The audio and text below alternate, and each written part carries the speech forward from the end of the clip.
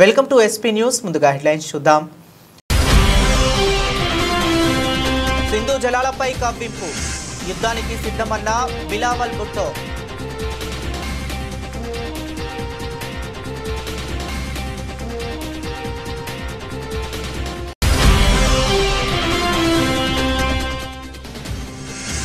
బంగారంపై సుంకాలు ఉండవు, ట్రంప్ కీలక ప్రకటన.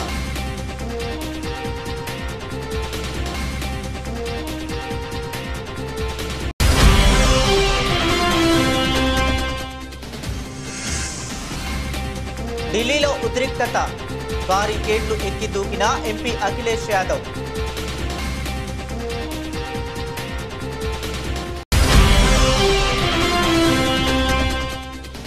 మంత్రి పదవి రాకపోవడంపై రాజగోపాల్ రెడ్డి తీవ్ర అసహనం. తనకు పదవి రాకుండా అడ్డుకుంటున్నది ఎవరని మండిపాటు.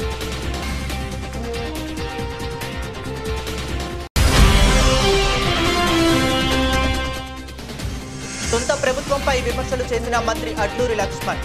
గురుకుల హాస్టల్లో సన్న బియ్యానికి బదులు దొడ్డు బియ్యం పెడుతున్నారని ఆగ్రహం.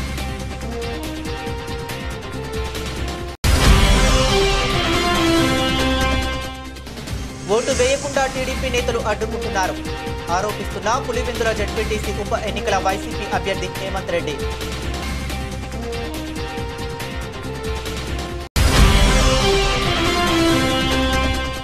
ఒంటిమిట్ట జెడ్పీటీసీ ఎన్నికల పోలింగ్ 7 గంటలకు ప్రారంభమైన దగ్గర నుంచి పెద్ద అరాచకం. మండిపడ్డ వైఎస్ఆర్సీపీ అధ్యక్షులు అంబటి రాంబాబు.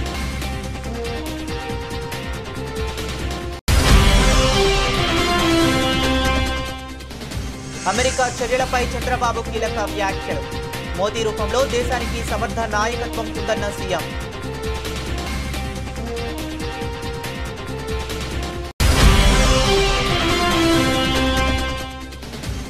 కాంగ్రెస్ పార్టీ అంటేనే కుంభకోణాల పార్టీ. తీవ్ర స్థాయిలో ధ్వజమెత్తిన బీఆర్ఎస్ సీనియర్ నేత ఆర్ఎస్ ప్రవీణ్ కుమార్.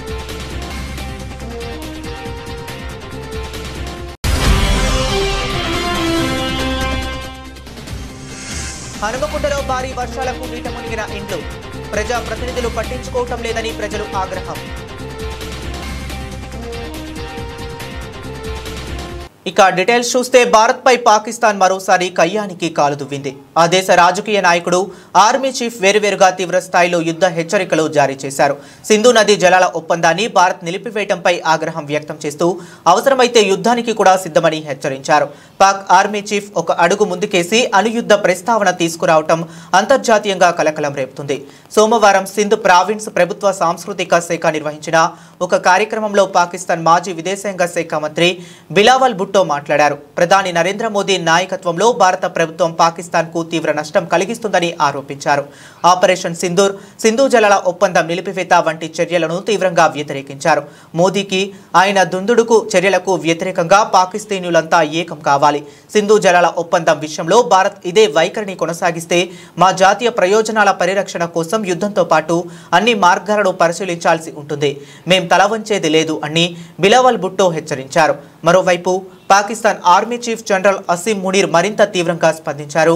తమది అణ్వస్త్ర దేశమని, తమ ఉనికినే ప్రమాదంలో వస్తే ప్రపంచంలో సగాన్ని నాశనం చేస్తామని బెదిరించారు. సింధు నదిపై భారత్ నిర్మించే ఏ డ్యాంనైనా 10 క్షిపణులతో కూల్చివేస్తాం. సింధు నది భారతీయుల జాగీరు కాదు. ఈ ఒప్పందాన్ని రద్దు చేస్తే 25 కోట్ల మంది ఆకలితో చనిపోయే ప్రమాదం ఉంది అని ఆయన వ్యాఖ్యానించారు. हमने सब एक होके मोदी की बर्बारियत पे, मोदी के इस हमले के बारे में, मोदी के इस इरादे के बारे में आवाज उठाना है और जिदोजहद करना है ताकि इस जुल्म को भी हम रोक सकें। मैं जानता हूं कि आप में इतना ताकत है, इस मुल्क के अवाम में इतना ताकत है कि जंग की सूरत हो तो जंग में भी हम इनका मुकाबला कर सकते हैं और जो आपके 6 के 6 दरिया है वो वापस हासिल भी कर सकते हैं। और अगर ये हमें मजबूर करते हैं, पाकिस्तान ने ये जंग नहीं छेड़ा था। हम हमेशा अमन के बारे में बात करते हैं।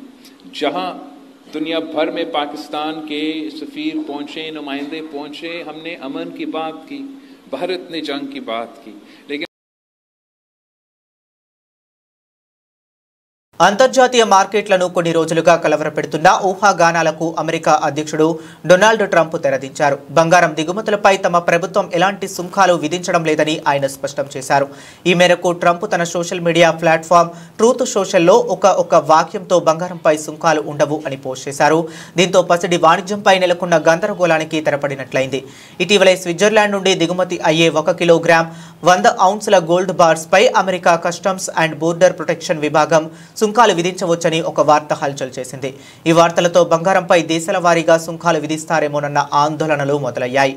ఈ రకం గోల్డ్ బార్స్ ను కమోడిటీ ఎక్స్చేంజ్లో ఫ్యూచర్స్ కాంట్రాక్టుల కోసం, అలాగే ఆభరణాల తయారీ, పారిశ్రామిక అవసరాల కోసం ఎక్కువగా వినియోగిస్తారు. సుంకాలు విధిస్తే అంతర్జాతీయంగా బంగారం సరఫరాపై ప్రతికూల ప్రభావం పడుతుందని స్విస్ తయారీదారుల సంఘం కూడా ఆందోళన వ్యక్తం చేసింది. ఈ నేపథ్యంలో ట్రంప్ తాజా ప్రకటనతో మార్కెట్ వర్గాలు ఊపిరి పీల్చుకుంటున్నాయి. బంగారంపై స్పష్టత వచ్చిన సమయంలోనే చైనాతో వాణిజ్య వివాదం విషయంలో ట్రంప్ మరో కీలక నిర్ణయం తీసుకున్నారు.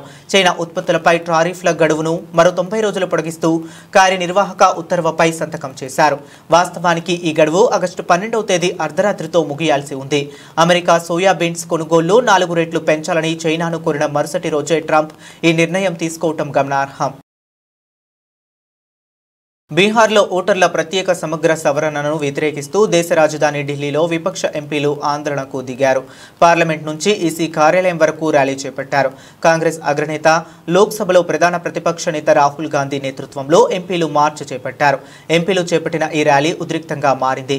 ఇండియా కూటమి ఎంపీల ర్యాలీతో అప్రమత్తమైన పోలీసులు సంసద్ మార్గులో భారీగా మోహరించారు. ఈసీ ఆఫీస్కు ర్యాలీగా వెళుతున్న ఎంపీలను బారికేడ్లు పెట్టి అడ్డుకున్నారు. ర్యాలీకి అనుమతి లేదని చెప్పారు. అయితే ప్రతిపక్ష ఎంపీలు బారికేడ్లు ఎక్కి నిరసన వ్యక్తం చేశారు. దీంతో అక్కడ ఉద్రిక్త వాతావరణం నెలకొంది. సమాజ్వాదీ పార్టీ చీఫ్ ఎంపీ అఖిలేష్ యాదవ్ బారికేడ్లు ఎక్కి దూకారు. ఇందుకు సంబంధించిన వీడియో వైరల్ అవుతుంది. మరోవైపు ఈ ర్యాలీలో రాహుల్ గాంధీ, ప్రియాంక గాంధీ సహా పలువురు పాల్గొన్నారు. వారందరినీ పోలీసులు అదుపులోనికి తీసుకుని అక్కడి నుంచి తరలించారు. ఎంపీల నిరసనతో రాజధాని ఢిల్లీలో ఉద్రిక్త పరిస్థితులు నెలకొన్నాయి. कर्नाटका में कम से कम सरकार कांग्रेस की है. ऐसे अधिकारी जिन्होंने वोट चोरी कराई है, वो बीएलओ हों, एसडीएम स्तर के हों, जिलाधिकारी के स्तर के हों, उत्तर प्रदेश में सरकार होती तो हम लोग कार्रवाई करते उन अधिकारियों पे. हमें उम्मीद है कि कांग्रेस पार्टी उन तमाम अधिकारियों के खिलाफ जिन्होंने वोट चोरी करके वोट चोरी में साथ दिया है. తనకు మంత్రి పదవి రాకపోవడంపై కోమటిరెడ్డి రాజగోపాల్ రెడ్డి మరోసారి తీవ్ర అసంతృప్తి వ్యక్తం చేశారు. తనకు మంత్రి పదవి దక్కకుండా అడ్డుకుంటున్నది ఎవరని ఆయన ప్రశ్నించారు. తనను పార్టీలోకి తీసుకున్నప్పుడు తాను కోమటిరెడ్డి వెంకటరెడ్డి అన్నదమ్ములం అనే విషయం పార్టీ హైకమాండ్కు తెలియదా అని అసహనం వ్యక్తం చేశారు. అన్నదమ్ములం ఇద్దరం సమర్థులం అయినప్పుడు ఇద్దరికీ మంత్రి పదవులు ఇస్తే తప్పేముందని ప్రశ్నించారు. కొంత ఆలస్యమైనా ఓపిక పడతానని, కానీ తనకు మంత్రి పదవి ఇవ్వాల్సిందేనని ఆయన డిమాండ్ చేశారు. పార్లమెంట్ ఎన్నికల సమయంలో తనకు మంత్రి పదవి ఇస్తామని మాట ఇచ్చారని, ఒడ్డు దాటే వరకు ఓడమల్లయ్య, ఒడ్డు దాటాక బోడి మల్లయ్య అని చందంగా పరిస్థితి ఉందని రాజగోపాల్ రెడ్డి మండిపడ్డారు. 9 మంది ఎమ్మెల్యేలు ఉన్న ఖమ్మం జిల్లాకు 3 మంత్రులు ఉన్నప్పుడు 11 మంది ఎమ్మెల్యేలు ఉన్న నల్గొండ జిల్లాకు 3 మంత్రులు ఉంటే తప్పేంటని ప్రశ్నించారు. ఎంపీ, ఎమ్మెల్సీ, ఎమ్మెల్యేగా చేసిన తాను మంత్రి పదవికి అన్ని విధాల అర్హుడని చెప్పారు.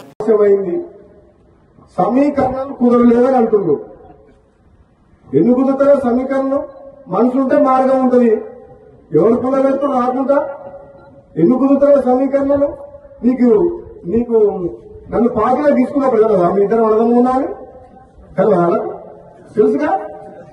మన పార్లమెంట్ ఎన్నికలప్పుడు రెండోసారి ప్రామిస్ చేసి మాటిచ్చినప్పుడు కదా మీ ఇద్దరు అర్థం అంటే అది ఎట్లుందంటే, ఒడ్డు దాటినాక ఓడమల్లయా, ఒడ్డు దాటినాక బోడమల్లయా అన్నట్టుంది. ఇప్పుడు సమీకరణం కుదురుతలేమని మన బట్టి విక్రమార్క గారు అంటుంది. ఏం కుదురుతలేవు? 9 మంది ఎమ్మెల్యేలు ఉన్న ఖమ్మం జిల్లాలో 3 మంత్రులు ఉన్నారు. ఎంతమంది ఉన్నారు? 11 మంది ఎమ్మెల్యేలు ఉన్నా నల్గొండకు 3 ఉన్నారు. తప్ప మహబూబ్ గారికి ముఖ్యమంత్రి ఇచ్చాం కదా మనం.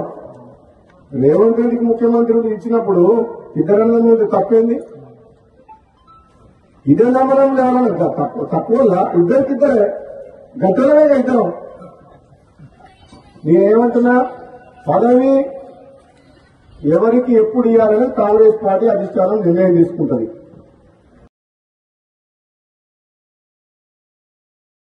సొంత ప్రభుత్వంపై మంత్రి అడ్లూరి లక్ష్మణ్ విమర్శలు చేశారు. గురుకుల హాస్టల్స్ లో సన్న బియ్యానికి బదులు దొడ్డు బియ్యం పెడుతున్నారని అడ్లూరి లక్ష్మణ్ ఆగ్రహం వ్యక్తం చేశారు. కరీంనగర్ జిల్లా చింతకుంట బాలికల గురుకుల పాఠశాలను ఆకస్మికంగా తనిఖీ చేశారు. గురుకులాల్లో దొడ్డు బియ్యంతో భోజనాలు పెడుతున్నారు. దొడ్డు బియ్యం పంపించవద్దని కలెక్టర్లు, సివిల్ సప్లైస్ కమిషనర్తో మాట్లాడానని మంత్రి అన్నారు. గురుకుల భూములను ప్రైవేటు వ్యక్తులు కబ్జా చేస్తున్నారు. కబ్జాలకు గురికాకుండా కలెక్టర్, రెవెన్యూ అధికారులు చూడాలని మంత్రి అడ్లూరి లక్ష్మణ్ ఆదేశించారు. మెత్తటి అన్నం వస్తుంది. నేను మా పిల్లలందరితో నేను భోజనం చేసిన మంత్రిగా. ఇది నేను మొదటిసారి నేను మంత్రిగా ఛార్జ్ తీసుకున్న రోజు గౌల్ దొడ్డిలో భోజనం చేసినాను. నేను ఎక్కడికి వెళ్ళినా మన పిల్లలతో భోజనం చేస్తున్నాను. ఏదైతే జిల్లా కలెక్టర్ గారితో, అదేవిధంగా సివిల్ సప్లై కమిషనర్ చౌహాన్ గారితో మాట్లాడినాను. ఎంటైర్ తెలంగాణ రాష్ట్రంలో ఉన్న గురుకుల హాస్టల్స్లో ఎక్కడ కూడా దొడ్డు బియ్యం కానీ మెత్తడి బియ్యం అన్నం కానీ కావద్దని చెప్పాను. దానిలో భాగంగా గత 10 రోజుల నుంచి ఇక్కడ పిల్లలకు ఇబ్బంది అవుతుంది. తక్షణమే ఆ ఒక బియ్యాన్ని మార్చి సన్న బియ్యాన్ని ఇక్కడ తేవాలి, ఇక్కడ పిల్లలకు అందరికీ సన్న బియ్యం సరఫరా చేయాలని చెప్పడం జరిగింది. దానికి సివిల్ సప్లై కమిషనర్ గారు కూడా నాకు సాధ్యమైన తొందరగా ఆ యొక్క బియ్యం దొడ్డు బియ్యాన్ని తిరిగి వాపసు తీసుకొని వెళ్ళి ఆ మెత్తడన్నమయ్యే బియ్యాన్ని వాపసు తీసుకెళ్ళి సన్న బియ్యాన్ని కూడా సరఫరా చేస్తా అని చెప్పి మాట ఇవ్వడం జరిగింది. సార్ ఇక్కడ భూములన్నీ కూడా ప్రైవేట్ వ్యక్తులు వచ్చి ఇక్కడ కబ్జా పెడుతున్నారు సార్, ఇక్కడ షాపింగ్ కాంప్లెక్స్ కట్టుందని చెప్తే ఎంబడి కలెక్టర్ గారికి ఆదేశాలు ఇచ్చిన. ఎంత పెద్దోడైనా కానివ్వండి, దానికి ఎంత పెద్ద మనిషి అనేది అనుకోండి, గురుకుల బాలికలకు సంబంధించినటువంటి ప్రతి గజం భూమి కూడా ప్రైవేటు వ్యక్తి పోకుండా కాపాడాల్సిన బాధ్యత జిల్లా కలెక్టర్ గారిది, జిల్లా యంత్రాంగంది, రెవెన్యూ యంత్రాంగంది. ఆ విధంగా కాపాడి దానికి తనను కూడా ఓటు వేయకుండా టీడీపీ నేతలు అడ్డుకుంటున్నారని ఆరోపిస్తున్న పులివెందుల జెడ్పీటీసీ ఉప ఎన్నికల వైసీపీ అభ్యర్థి హేమంత్ రెడ్డి అన్నారు. తన ఇంటిని టీడీపీ కార్యకర్తలు చుట్టుముట్టారని, పోలింగ్ బూత్ దగ్గరకు వెళితే కర్రలతో వెంటపడుతున్నారని హేమంత్ రెడ్డి ఆరోపించారు. తన గన్మ్యాన్ని కూడా ఉన్నపలంగా మార్చేశారని, ఎస్పీకి కాల్ చేసినా పట్టించుకోవటం లేదని వైసీపీ అభ్యర్థి హేమంత్ రెడ్డి ఆరోపణలు చేశారు. నా ఇంటికాడికి వచ్చా అంటే ఏజెంట్లను 8 నుంచి 10 కార్లలో తరుముకుంటూ వచ్చినారు. వాళ్ళను నా ఇంటి ముందరికి వచ్చి బండ్లలో బైకులలో వచ్చి కట్టెలు తీసి తిప్పి, మీరు ఏజెంట్లుగా కూర్చుంటే మీ కాళ్ళు చేతులు ఇంచుతాం, మీరు దాంట్లో ఆలోచన చేయాల్సిన పనిలే, మీ పని మీరు మర్యాదగా మీ ఇళ్లలో కూర్చున్నారా లేదా అని.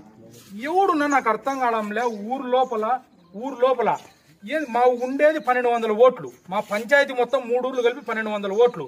1200 ఓట్లకు గాను 900 మంది మనుషులను దించుకున్నారు. ఇది ఏమన్నా ప్రజాస్వామ్యమా? పోలీస్ వ్యవస్థ ఏం చేస్తుంది నాకు అర్థం కావడంలే. ఎలక్షన్ కమిషన్ ఏం చేస్తుంది? మా ఊరి పరిస్థితి తెలుదా? ఎస్పీ గారికి నేను ఇప్పటికి 3 సార్లు ఫోన్ చేసిన. నా పరిస్థితి ఇది సార్ ఓటు పోయినకి కూడా పోనీకి లేకున్నాము, నాకు సెక్యూరిటీ కల్పించండి అని నేను అడిగితే ఇంతవరకు అసలు రెస్పాన్స్ లేదు. 2 గన్మెన్లు, ఒక గన్మెన్ పొద్దున వరకు ఉన్నాడు, ఆ గన్మెన్ ఇంకొకరిని గన్మెన్ వచ్చినాడు, అంతే. ఇంతవరకు ఏజెంట్లను కూర్చొని కూడా పోనీలే. కట్టెలు పట్టుకొని బహిరంగంగా ఎలక్షన్ బూత్ దగ్గర నుంచి 50 మీటర్లు కూడా ఏజెంట్లు కూర్చున్నారా? మీకు బూత్ లో ఉన్నారా?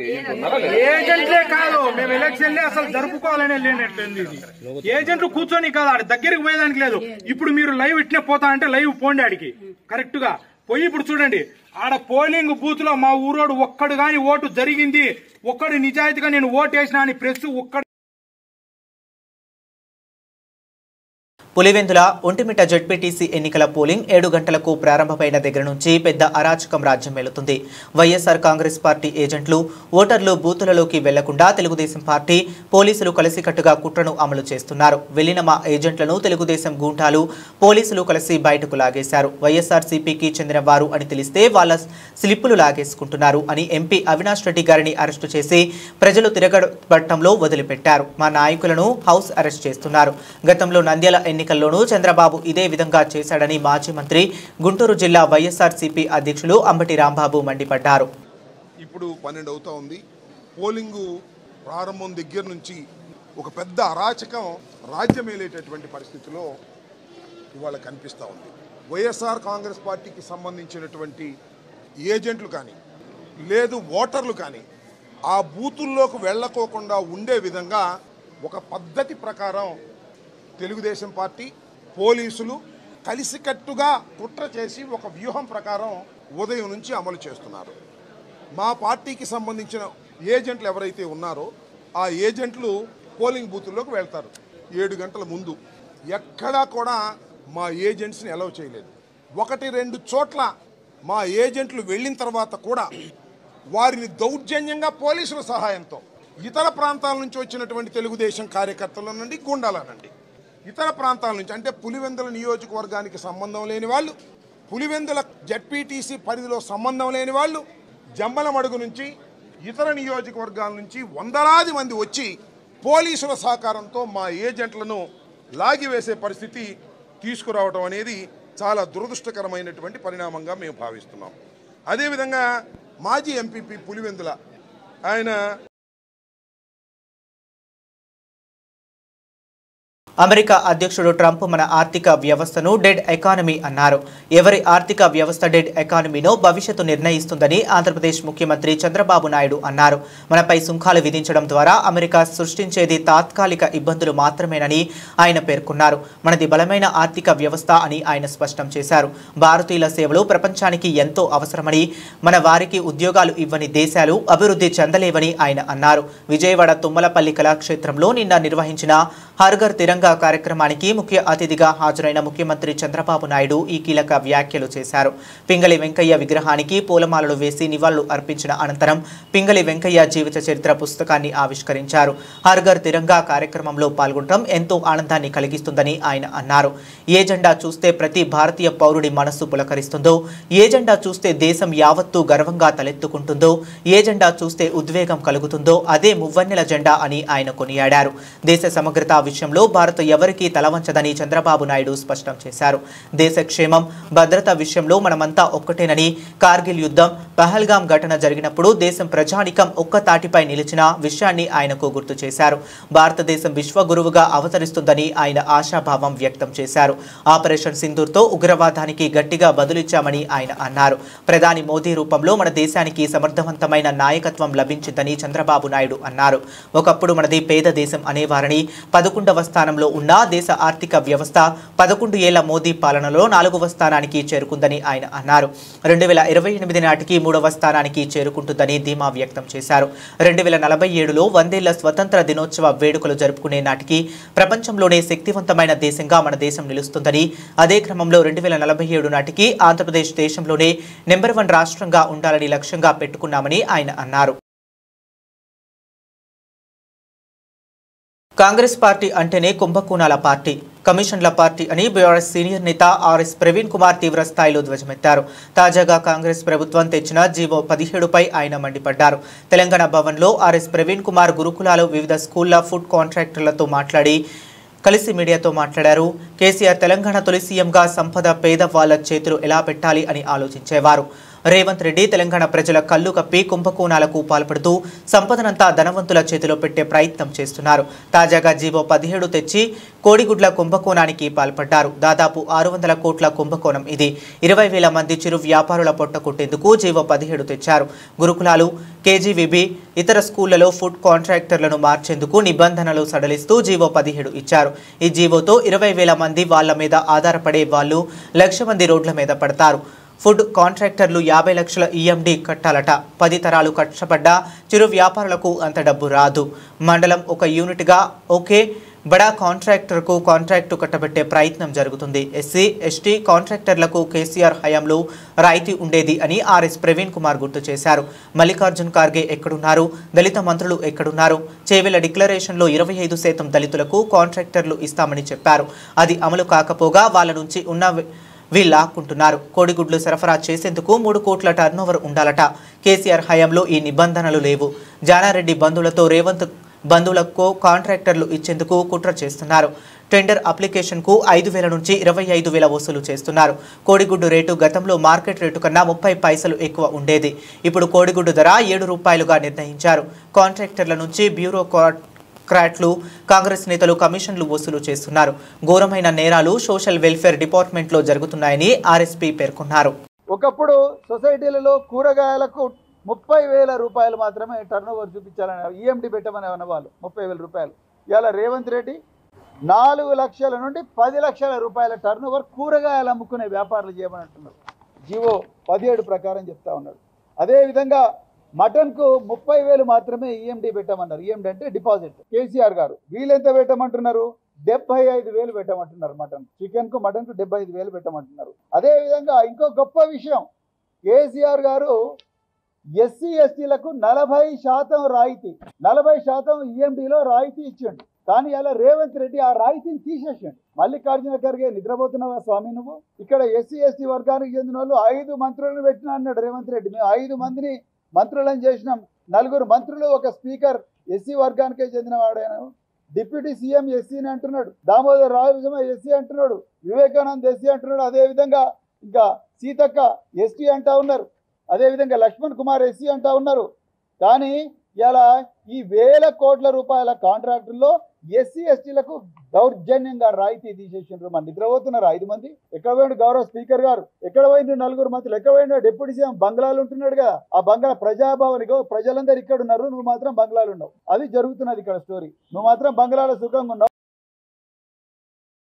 హనుమకొండలో భారీ వర్షాలకు ఇండ్లు నీట మునిగాయి. ప్రజా ప్రతినిధులు పట్టించుకోవటం లేదని ప్రజలు ఆగ్రహం వ్యక్తం చేశారు. హనుమకొండ జిల్లా కేంద్రంలోని గోకుల్ నగర్ ప్రాంతంలో నిన్న కురిసిన వర్షానికి ఇళ్లలోకి వర్షపు నీరు చేరడంతో స్థానికులు ఇబ్బంది పడుతున్నారు. డ్రైనేజీలు నిర్మించకుండా సీసీ రోడ్లు వేయటం వల్ల వరద ఇంకా ఎక్కువగా వస్తుందని గోకుల్ నగర్ వాస్తవ్యులు ఆవేదన వ్యక్తం చేశారు. ఓట్లు అడగడానికి వచ్చి శాశ్వత పరిష్కారం చేస్తామని చెప్పినా ఒక్క ప్రజా ప్రతినిధి కూడా వచ్చి తమను ఆదుకోవటం లేదని కాలనీ వాసులు ఆగ్రహం వ్యక్తం చేశారు. పాములు, జర్లు, ఫ్రిడ్జ్ ఖరాబ్ అయింది, బోర్ ఖరాబ్ అయింది, కూలర్ ఖరాబ్ అయింది. మొన్నసారి ఇప్పుడు సార్ ఎవరు పట్టించుకుంటలేరు. మాకు నీళ్లు రాకుంటే ఏదన్నా చేయాలి మీరు. మాకు ఏది లేదు కోరిక, మాకు నీళ్లు రాకుంటే చేయండి.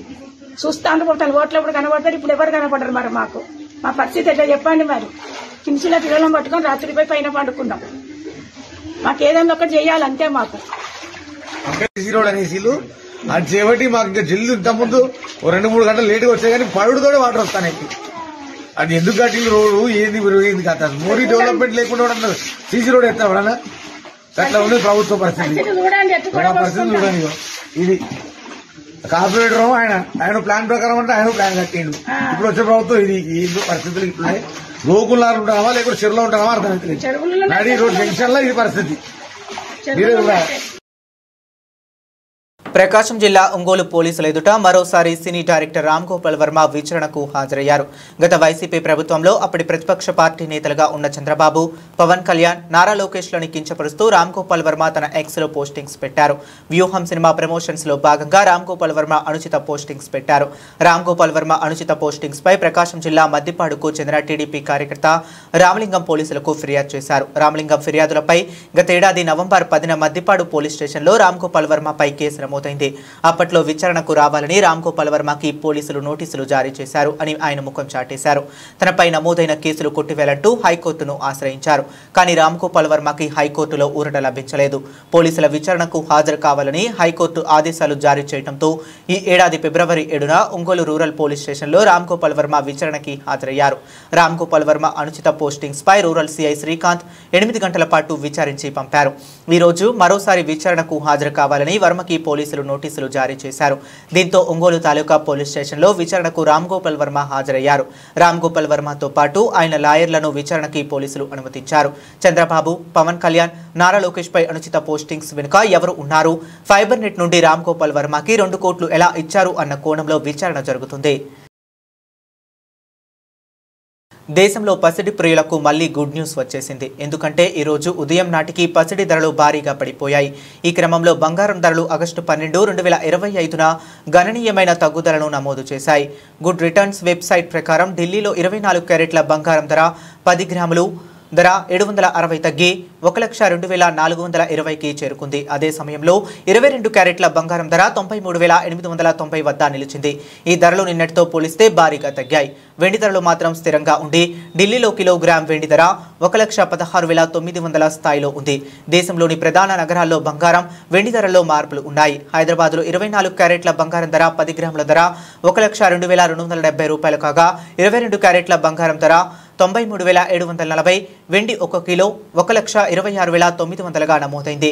విజయవాడలో 24 క్యారెట్ల బంగారం ధర 1,02,270 కాగా 22 క్యారెట్ల బంగారం ధర 93,740 కాగా వెండి ధర 1,26,900గా ఉంది. చెన్నైలో 24 క్యారెట్ల బంగారం ధర 1,02,270 కాగా 22 క్యారెట్ల బంగారం ధర 93,740, వెండి ధర 1,26,900గా ఉంది. ముంబైలో 24 క్యారెట్ల బంగారం ధర 1,02,270 కాగా 22 క్యారెట్ల బంగారం ధర 93,740, వెండి ధర 1,16,900గా నమోదైంది.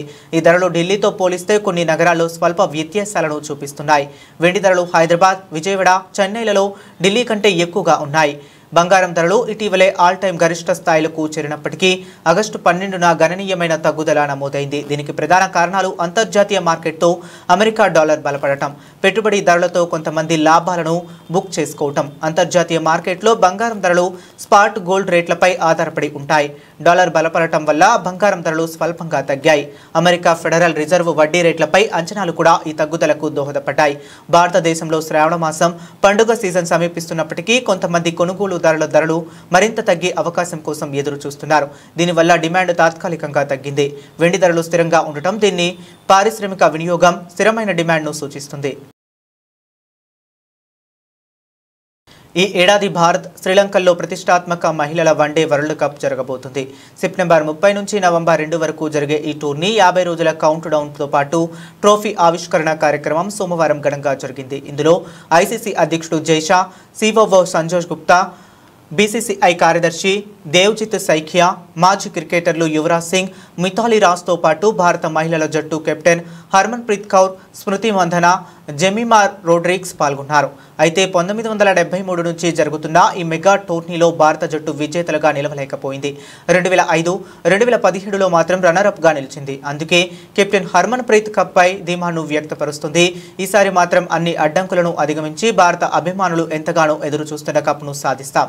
దేశం కోసం ఏం చేయడానికైనా సిద్ధంగా ఉంటాం. అలాగే యువరాజ్ను చూసి నేనెంతో ప్రేరణ పొందుతా అని హర్మన్ తెలిపింది.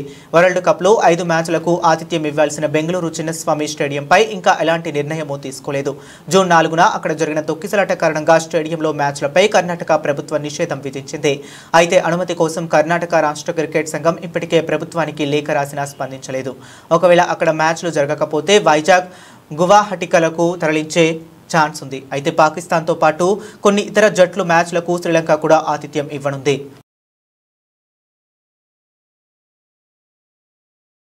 బులెటిన్ ముగించే ముందు మరొకసారి హెడ్లైన్స్ చూద్దాం. సింధు జలాలపై కవ్వింపు, యుద్ధానికి సిద్ధమన్న బిలావల్ భుట్టో.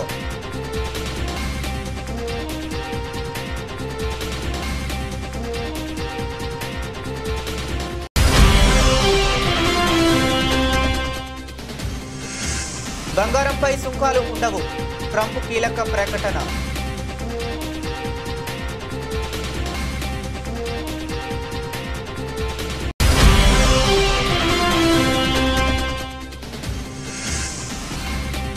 ఢిల్లీలో ఉద్రిక్తత, భారీ గేట్లు ఎక్కి దూకిన ఎంపీ అఖిలేష్ యాదవ్.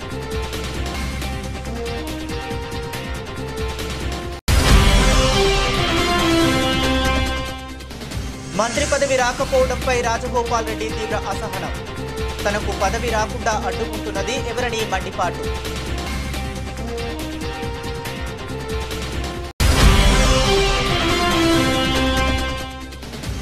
సొంత ప్రభుత్వంపై విమర్శలు చేసిన మంత్రి అడ్లూరి లక్ష్మణ్. గురుకుల హాస్టల్లో సన్న బియ్యానికి బదులు దొడ్డు బియ్యం పెడుతున్నారని ఆగ్రహం.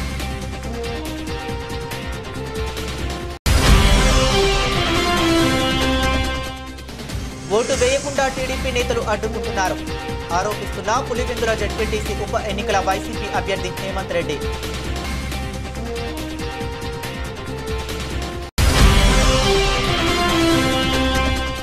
ఒంటిమిట్ట జెడ్పీటీసీ ఎన్నికల పోలింగ్ 7 గంటలకు ప్రారంభమైన దగ్గర నుంచి పెద్ద అరాచకం. మండిపడ్డ వైఎస్ఆర్సీపీ అధ్యక్షులు అంబటి రాంబాబు.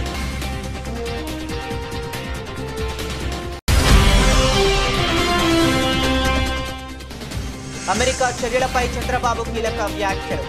మోదీ రూపంలో దేశానికి సమర్థ నాయకత్వం ఉందన్న సీఎం.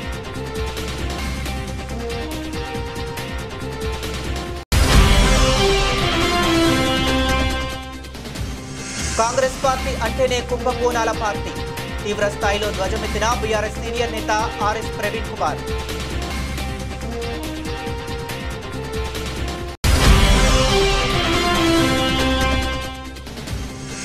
హనుమకొండలో భారీ వర్షాలకు నీట మునిగిన ఇండ్లు. ప్రజాప్రతినిధులు పట్టించుకోవటం లేదని ప్రజలు ఆగ్రహం.